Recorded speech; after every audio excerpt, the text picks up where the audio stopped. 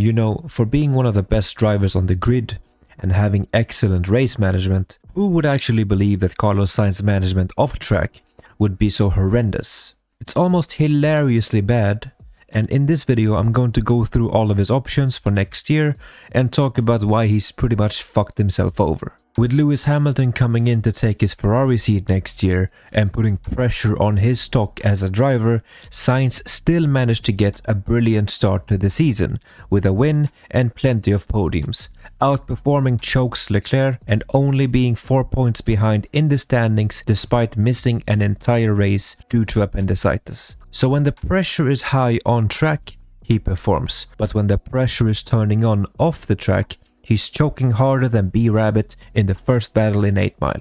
Everyone who is involved in F1, drivers, journalists, fans, teams, management, owners, everyone knew that Audi was coming in to take over Sauber in 26 and that they had their interest in Sainz. Way before the Hamilton news for Ferrari came in. Even in 2022 and 2021 there were rumors about exactly this happening. So when Audi was finally confirmed, they went after Sainz. And for a Formula 1 driver, they gave him basically everything a driver with a big ego could have wanted.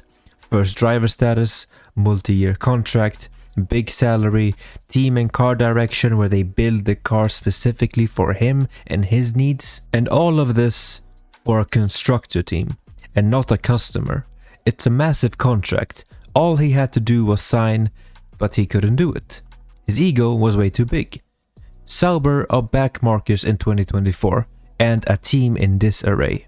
Why would someone want to spend another year in 2025 at the back of the grid and then hope that Audi turns up in 2026 with a good team and a championship contesting car? It's not like Audi is a big motorsport team or something.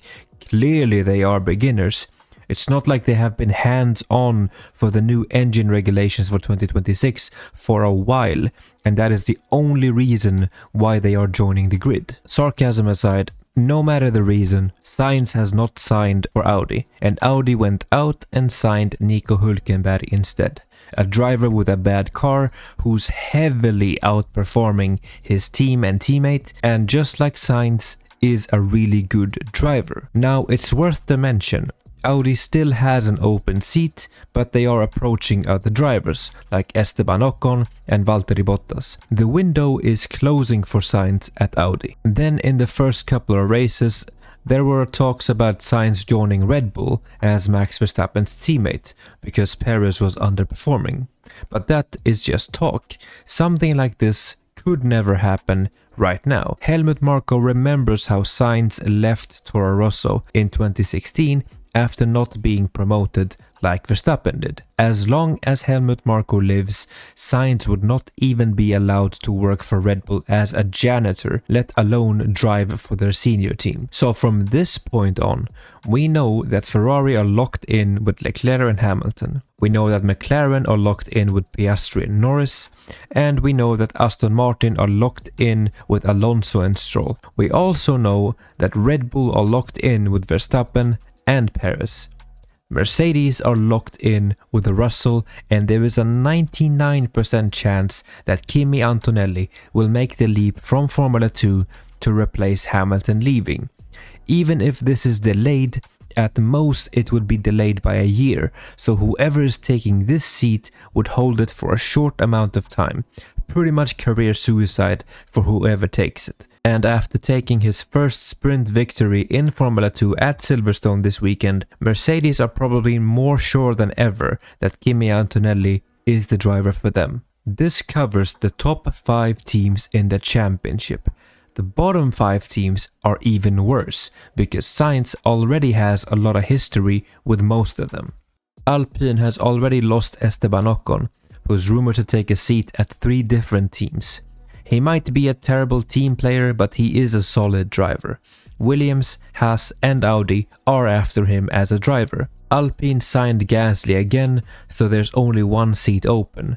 But that seat is pretty much worthless because Alpine is not a serious contender at the moment. That is why the only rumors for this seat is a return by Mick Schumacher and their own reserve driver Jack Doohan. Renault, who owns Alpine, seems to be pulling out as well, with management being filled with backstage drama and bad characters from the past returning to the team. There are even some rumors about Alpine taking Mercedes engines going forward, signaling that there is no trust within the team. What's even worse is that Sainz has already driven for them in 2017 and 18, when they were just Renault. He left them for McLaren in 2019 and probably did so with very good reason. At the time, McLaren was not doing very good in Formula 1, and it was a downgrade move on paper for Sainz, but McLaren turned out to be a really good team. I don't think he wants to go back to the French team, and honestly, who can blame him? Visa Cash App RB is Red Bull's junior team, and Helmut Marko's baby. He's responsible for the Red Bull Young Drivers program, and recently the shareholders and Marko are making it very clear that the team's only purpose is to field young drivers on the grid.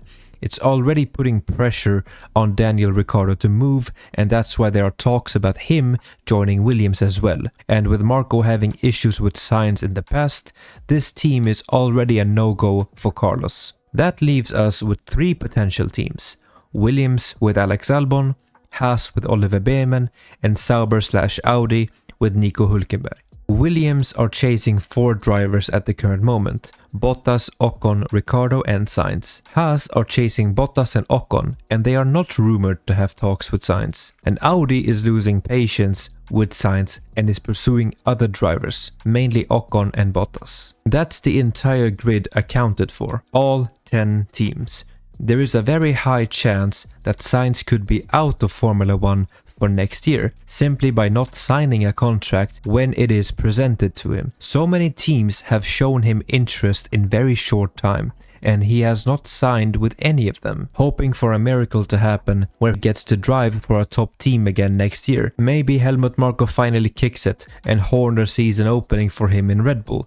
Maybe a return to McLaren if Piastri was not good enough. It's borderline delusional behavior by him and his management. It's like he's sitting in a room with the biggest tank of hopium you could think of, just huffing and puffing it all day long while reading the rumors. Eventually, he might just sign for Audi, but he has lost so much negotiating power and his stock has fallen off hard, despite him being very good on track still. We all know that F1 drivers have very big egos, but imagine having an ego so big it eventually forces you out of your own sport. We all know what Carlos Sainz needs to do. Let's stop with this nonsense.